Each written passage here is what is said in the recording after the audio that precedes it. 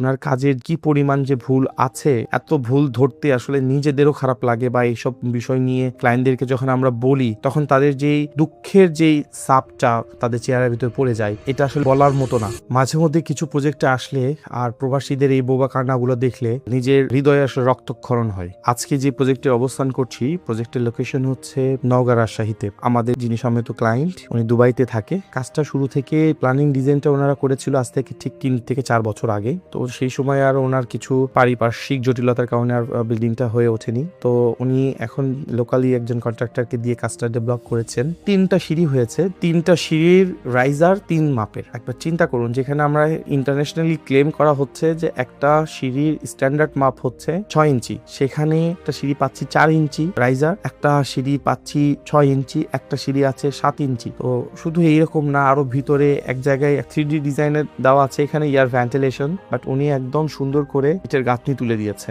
যখন উনাকে ক্লায়েন্ট বলছে যে এখানে ইটের গাঁথনি কেন করেছেন, এখানে তো ফাঁকা থাকবে, এদিক দিয়ে তো এয়ার ভেন্টিলেশন আসবে, 3D ডিজাইনও তো এরকম আছে। তো উনি বলেছে কিছু ইট সিমেন্ট বালু নষ্ট হচ্ছিল, আমি এটা সুন্দর করে গাঁথনি করে দিয়েছি। কি সুন্দর যুক্তি, চিন্তা করুন। তাহলে আমরা মনে করি ওয়েল একজন কন্ট্রাক্টরের কাছে কাজটা বুঝিয়ে দিলাম, আমার দায়িত্ব শেষ, একজন কন্ট্রাক্টর ঠিকভাবে কাজটা দায়িত্ব পালন করবে। আমাদের এই ধারণাটা সম্পূর্ণই ভুল। একজন কন্ট্রাক্টর কাজ করবে, কিন্তু সেই কাজটাকে তদারকি করার জন্য কিন্তু আমাদের প্রফেশনাল একজন ইঞ্জিনিয়ার প্রয়োজন আছে, একটা এজেন্সিকে প্রয়োজন আছে। তো যাই হোক, আমরা এই প্রজেক্টটা নিয়ে খুব আপসেট, আমাদের ক্লায়েন্টও অনেক আপসেট। আমরা চেষ্টা করছি প্রজেক্টটাকে কিভাবে সুন্দর করে রিকভারি করার। আর সবাইকে আমরা বলি যে আপনারা আগে থেকে প্ল্যানিং করুন, ছাদ ঢালাইয়ের শুরু থেকে প্ল্যানিং করুন, তাহলে প্রপার প্ল্যানিং গুলো আপনারা পাবেন, ভাঙচুর করতে হবে না। Thank you so much.